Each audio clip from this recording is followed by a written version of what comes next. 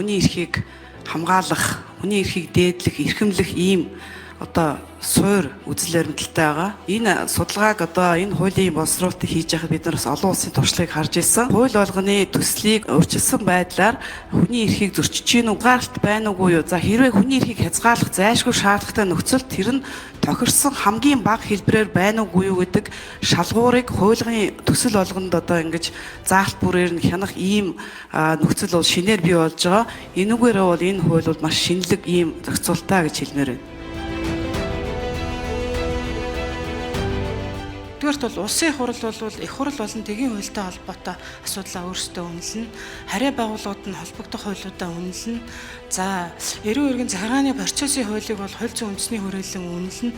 Үүнээс бусдыг бол засгийн газар хэрэгжилтийг үнэлж тухайн судалгаагаа 5 жил тутам legal info дээр тавьж явах хэрэгтэй гэдэг маш нарийн ийм тодорхой заалт орж ирж байгаа. Тухайлбал захиргааны ерөнхий хуулийг, захиргааны хэрэг эн шийдвэрлэх тухай хуулийг боловсронгуй болгох энэ анхдагч болон шинжилсэн найруулгыг бол улсын их хурлын гишүүнэнч, ерөнхийлөгч нь одоо бас эдлэх юм боломжтой юм байна гэдэг үндсэн дээрээс одоо харилцааных нь онцлогоос хамаарж ингэж одоо нээж өгч байгаа.